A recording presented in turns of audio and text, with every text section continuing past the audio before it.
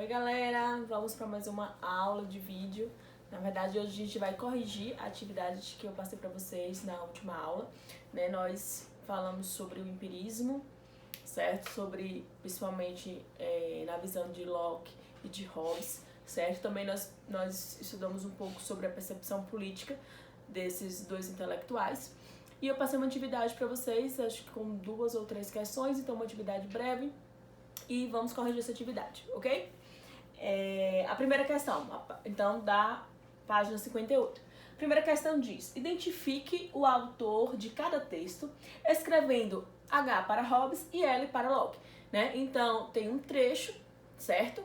E aí, em cada trecho, a gente vai tentar identificar de quem é essa frase, né? Qual intelectual representa melhor cada frase. Então, a letra A diz o seguinte: e dado que a condição do homem é uma condição de guerra, de todos contra todos, segue-se, numa tal condição, todo homem tem direito a todas as coisas, certo? Então, olha só, a condição do homem é uma condição de guerra de todos contra todos, né? Então, quem que fala isso, né? Tem até aquela famosa frase: o homem é o lobo do homem. Quem é que diz isso? É o Hobbes, né? Então, Hobbes, ele vai dizer que o estado de natureza, né? O que é o estado de natureza?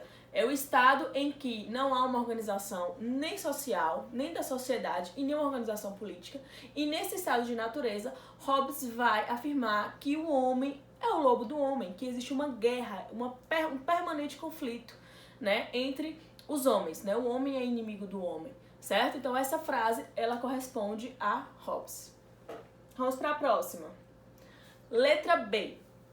Suponhamos, pois, que a mente é, como dissemos, um papel em branco, desprovida de todos os caracteres, sem quaisquer ideias. Então, qual foi o intelectual que nós estudamos que falou sobre essa questão da mente ser um papel em branco, né? Então, foi o Locke, certo? Locke, ele vai dizer que um recém-nascido, né, tem a mente como se fosse uma folha em branco. E como é que vai ser preenchida essa folha? Né? Vai ser preenchida a partir das nossas experiências. Então, a criança vai crescendo, vai adquirindo experiências, certo? E aí vai preenchendo essa folha que, a princípio, vai estar em branco, né? Que é de um recém-nascido. Então, essa frase é do nosso intelectual Locke. Letra C. Considero, portanto, que o poder político é o direito de editar leis. Então, essa frase, o que ela está querendo dizer? O poder político é o direito de editar leis, né? Então, qual dos dois falou sobre essa questão de editar leis, de criar leis, do poder legislativo? Quem foi?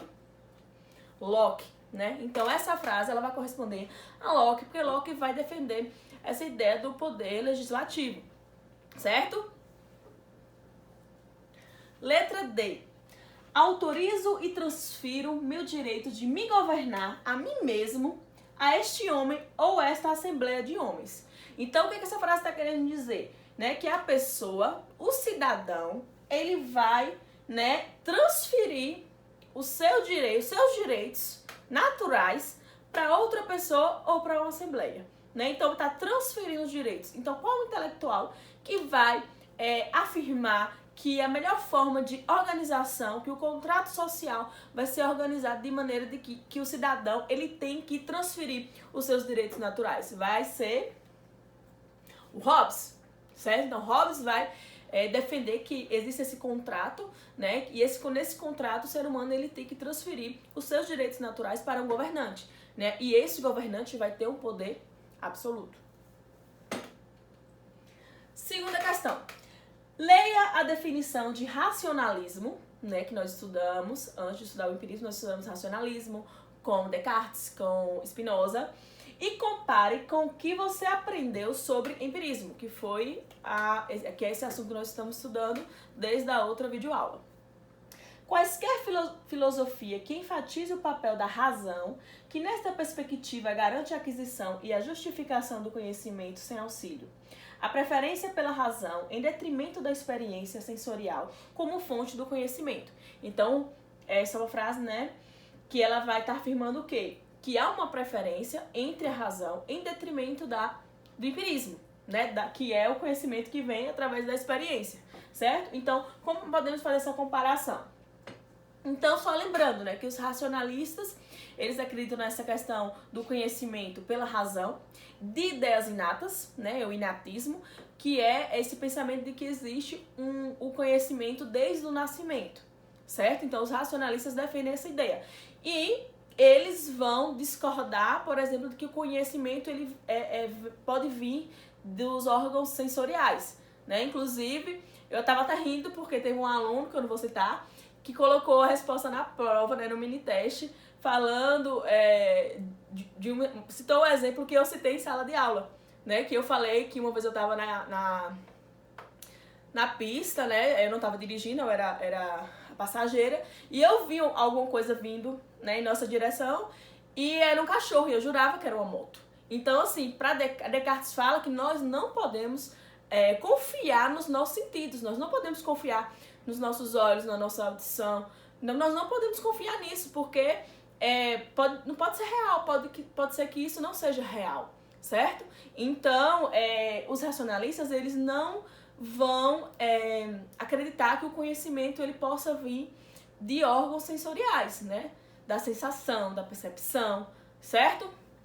Já os empiristas, eles vão dizer que o conhecimento vem através da experiência. Né? Nós acabamos de falar aqui que Locke vai falar que a mente de uma criança, de um recém-nascido, é como uma folha em branco, né? Também se diz essa questão da tábula vazia, né? E como é que preenche? Através de experiências. Então, isso é o que os empiristas acreditam. E aí, como? Através das experiências e também da percepção e dos sentidos. Então, os sentidos, eles são um fator importante para os empiristas, né? Porque daí nós podemos chegar a certos conhecimentos. Terceira questão. Explique por que a citação de Hobbes produzida a seguir é uma defesa do empirismo, né? Então, qual é a frase? A origem de todas elas, ou seja, das aparências, é aquilo que denominamos sensação.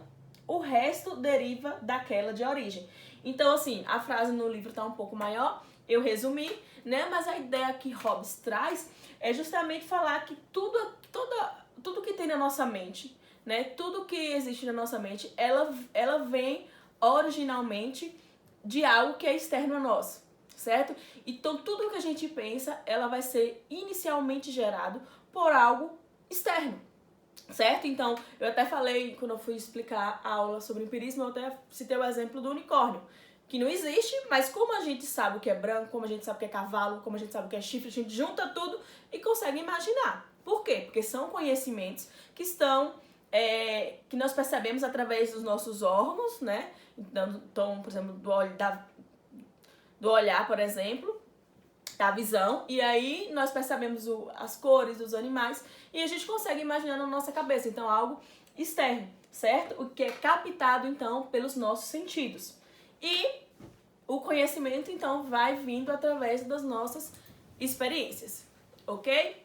Então, nós finalizamos esse capítulo e eu peço que vocês deem uma leitura, né? Que vocês leem o capítulo 4, que fala sobre cultura de massa, sobre indústria cultural. E aí, na próxima videoaula, a gente volta para poder explicar, eu volto para poder explicar esse assunto, tá ok? Beijão e até a próxima!